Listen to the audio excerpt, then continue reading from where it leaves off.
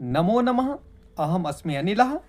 प्रियांसः बालाः सम्प्रति अस्मदीयाः अर्धवार्षिकी परीक्षा प्रचलन्ती अस्ति। अस्मिन्नेव क्रमे अद्य अर्धवार्षिकपरीक्षायाः संस्कृतविषयस्य प्रश्नपत्रस्य जिज्ञासायाः समाधानाय उपस्थितः अस्मि। प्रिय बच्चों, इस समय हमारी अर्धवार्षिक परीक्षा चल रही है। इसी क्रम में अर्धवार्षिक परीक्षा संस्कृत विषय के प्रश्न पत्र की जिज्ञासा समाधान के लिए आज मैं उपस्थित हूँ। सर्वप्रथम आप देख लेंगे, यह आपका अर्धवार्षिक परीक्षा का प्रश्न पत्र है। तो इसको आप देखेंगे, प्रश्न पत्र को, यह आपका प्रश्न पत्र है।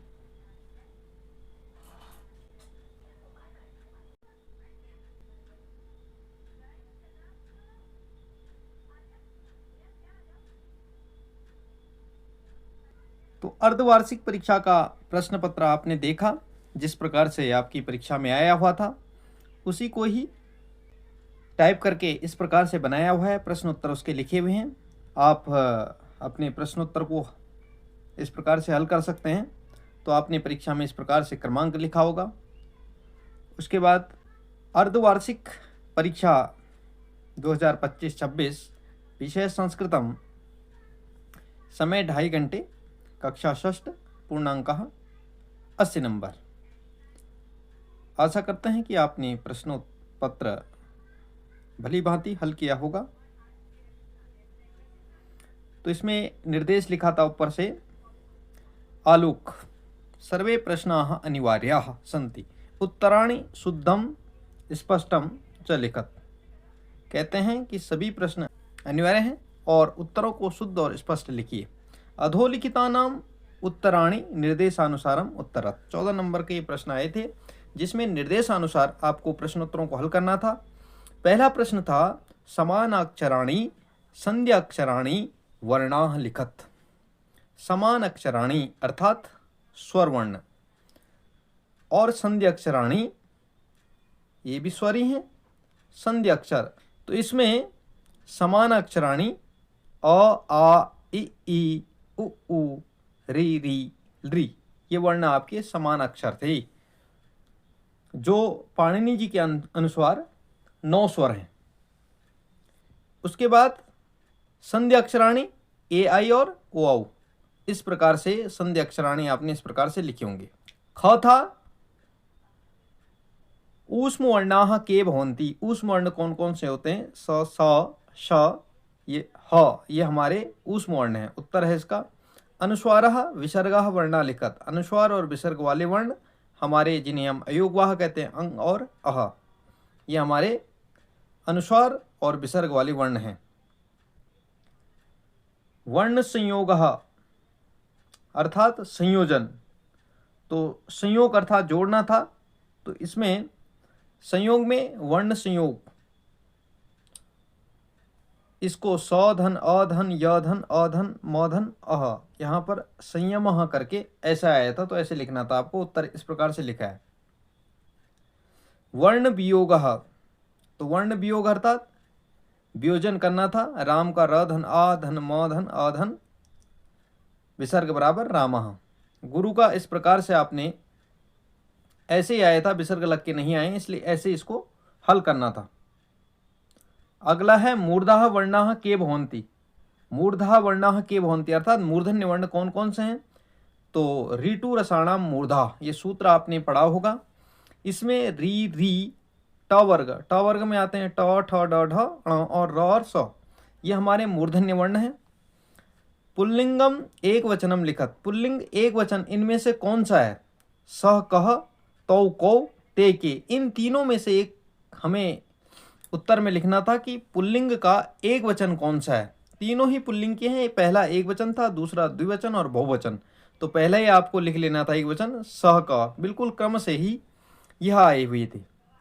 अगला है मंजूषातः शब्दानि चित्वा रिक्त स्थानानि पूरयत। 6 नंबर का था। यूयम, अहम, आवाम, वयम, त्वम, युवाम, इतने शब्द आए थे।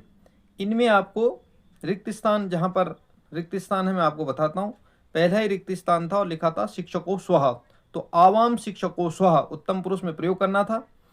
मंचे डॉट डॉट नर्तक्यः स्तः, ये रेखांक यहाँ पर रिक्त स्थान आया था, तो मंचे यूयम नर्तक्यः स्तः ऐसे करके इसको लिखना था।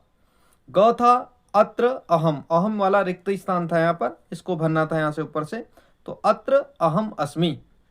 उसके बाद सभायाम डॉट डॉट, यहाँ युवाम रिक्त स्थान है यहाँ पर, तो युवाम गायिके स्तः। उसके बाद अगला था विद्यालय वयम स्मः, तो यहाँ पर रिक्त स्थान है, इसको आपको भरना था। वैद्यालय डॉट डॉट चिकित्सिका असि, आसी आया था, असि शुद्ध कर लीजिए इसको, तो त्वम यहाँ पर आपको भरना था उचित। उसके बाद उचित मेलनम कुरुत, उचित मिलान करना है। मिलान में यहाँ पर जो प्रश्न आया था कमलम लिखति लेखका विकसति फलम नृत्यति नर्तकी पतति, ये प्रश्न में ऐसे आया है। इसका उत्तर इस प्रकार से सीधे सामने आपने लिखा होगा। तो कमलम क्या है, विकसति, लेखकः लिखति, फलम पतति, नर्तकी नृत्यति। उसके बाद चौथा प्रश्न यहाँ पर कोष्ठकेभ्यः उचितानि पदानि चित्वा उत्तरम लिखतु, उत्तर लिखना था। तो कोष्ठक से आपको उत्तर यहाँ पर लिखना था। कह धावति, तो आपको लिख लेना था बालकः धावति, पूरा लिख सकते थे आप इसको। उसके बाद का पठति, जानकी शुनकः, शुनकः माने कुत्ता, तो आपको जानकी यहाँ पर उत्तर लिखना था, तो उत्तर यहाँ पर लिखा है। किम पतति, फलम वृक्षा, क्या गिरता है, तो फलम पतति, यह इसका उत्तर था। उसके बाद का गच्छति, कौन जा रही है, तो पुस्तिका या बालिका, तो इनमें से जाने वाले जो हैं वो बालिका है, पुस्तिका नहीं जा सकती है। कह फलम खादति, कौन फल खाता है, पर्वत तो खाएगा नहीं। रमेशः, इसलिए रमेश सही उत्तर इसका हो गया। पांचवा प्रश्न था गीतम लिखतु अहम पठामि, आगे दिया भी था कौन सा गीत दिखना था। अहम पठामि संस्कृतम, अहम वदामि संस्कृतम, अहम लिखामि संस्कृतम, सदैव सुंदराक्षरम, यह आपको लयबद्ध पढ़ाया था। अहम स्मरामि मातरम, अहम भजामि मातरम, अहम नमामि मातरम, सदैव भक्तिपूर्वकम, इस गीत को आप लिखना था यहाँ पर जो आपको दिया गया था, तो यही आपको गीत लिखना था। अगला प्रश्न है, छठा प्रश्न है पाठस्य आधारेण प्रश्नानाम उत्तराणि एक पदेन लिखन्तु, एक पद में आपको उत्तर लिखना था। तो सूराह के, तो सूराह वयम, ये गीत पढ़ा होगा आपने, सूरा वयम वीरा वयम धीरा वयम, इस प्रकार से यहाँ वयम लिखना था उत्तर। वयम कीदृश चिंतकाः स्मः, तो शुभ चिंतकाः। श्रद्धा सर्वत्र किम पश्यति, श्रद्धा सब जगह क्या देख रही है, तो पुष्पाणि, इसके उत्तर बहुत सारे हैं क्योंकि ये पूर्ण वाक्य में उत्तर आया है, तो इसलिए इसमें आपने अगर जो भी लिखा हो तो उसमें आपको सही होगा माना जाएगा। पुष्पाणि लिखा तब भी सही है, हरितानि पर्णानि तब भी सही है, खगान यह भी सही है, और जंतून यह भी सही है। इस प्रकार से यदि आपने लिखे हैं तो आपने सही लिखा है। उसके बाद सुकाह केन वर्णेन शोभते, सुकाह मने तोता, तो यहाँ पर बहुत सारे तोते के लिए अगर कह रहे हैं तो वह अर्थात किस वर्ण से सुशोभित हो रहे हैं, तो हरित वर्णेन, हरे। कह महान चित्रकारः, तो उत्तर परमेश्वरः, पाठ के अनुसार परमेश्वरः। सह एवं महान चित्रकारः, तो स और ईश्वरः भी लिखा हुआ आपने तो ठीक है, लेकिन परमेश्वरः इसका पाठ के आधार पर परमेश्वरः उचित है, इसलिए स और ईश्वरः भी शुद्ध है। उसके बाद अगला प्रश्न है मातृभाषायां अनुवादम कुरुत, मातृभाषा में अनुवाद कीजिए। तो यहाँ पर मातृभाषा में अनुवाद करना था। तो भोजनान्ते च किं पेयम जयन्तः कस्य वै सुतः कथम विष्णुपदम प्रोक्तम तक्रम शक्रस्य दुर्लभम। तो भोजनान्ते, यहाँ पर भोजन के अंत में क्या पीना चाहिए। जयंत वास्तव में किसका पुत्र है। विष्णु के पद अर्थात विष्णु लोक प्राप्त करना कैसा कहा गया है, तो छाछ और इंद्र का दुर्लभ। तो कह रहे हैं भोजनान्ते च किम पेयम, भोजन के बाद क्या पीना चाहिए, तो छाछ पीनी चाहिए। और जयंतः कस्य वै सुतः, जयंत किसका पुत्र है, तो इंद्र का पुत्र है। और कथम कहते हैं कथम विष्णु पदम प्रोक्तम तक्रम शक्रस्य दुर्लभम, विष्णु लोक प्राप्त करना अर्थात विष्णु लोक को प्राप्त करना कैसा माना गया है, बड़ा दुर्लभ माना गया है। आसानी से जो पाया न जा सके उसे हम दुर्लभ कहेंगे।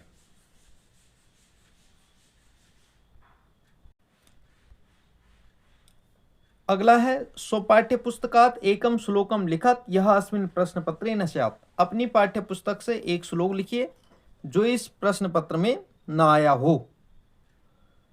तो आपने अपनी पाठ्य पुस्तक से कोई एक श्लोक लिखा होगा। अब इसमें मैंने श्लोक तो लिखा नहीं उत्तर, अब कोई भी आपको याद हुआ होगा तो आपने लिखा होगा। अगला है हिंदी भाषायाम अनुवादम कुरुत। हिंदी भाषा में अनुवाद कीजिए। एक छोटा सा गद्यांश लिखा हुआ था। एकस्मिन् वने एकः नित्यजलपूर्णः महान् सरोवरः अस्ति। कदाचित् एकं पिपासाकुलं गजयूथं वनान्तरात् तत्र आगच्छति। तस्मिन् सरोवरे ते गजाः स्वेच्छया जलं पीत्वा स्नात्वा क्रीडित्वा च सूर्यास्त समये निर्गच्छति। यहाँ पर निर्गच्छन्ति भी शुद्ध होगा। तो यहाँ पर कहता है उसका अर्थ इस प्रकार से लिखना चाहिए आपको कि एक वन में एक हमेशा जल से भरा हुआ बड़ा सरोवर है। एक बार प्यास से व्याकुल हाथियों का झुंड जंगल के अंदर से वहां आया। उस सरोवर में उन हाथियों ने अपनी इच्छा से पानी पिया, स्नान किया और खेला और सूर्यास्त के समय वे वहां से चले जाते हैं। पाठ में तो इस प्रकार से इसका आपको हिंदी भाषा में अनुवाद करना था। अगला प्रश्न है 10वां प्रश्न और प्रश्न पत्र का अंतिम प्रश्न।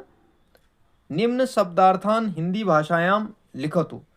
इन शब्दों के अर्थ हिंदी भाषा में लिखना था। नवीनाः, नया या नए, बहुवचन है इसलिए नए हो जाएगा। शनै शनै, शनै कहते हैं धीरे के लिए तो धीरे धीरे ये हो जाएगा। उसके बाद अवलोक्य, अवलोक्य का अर्थ होता है देखकर। दीपकम, दीपकम का अर्थ होता है दिया। तो प्रिय बच्चों, इस प्रश्न पत्र को इसी प्रकार से आप हल भी करेंगे। अस्तु एतावत् पाठित्वा एव विरमामि। धन्यवादः। नमो नमः।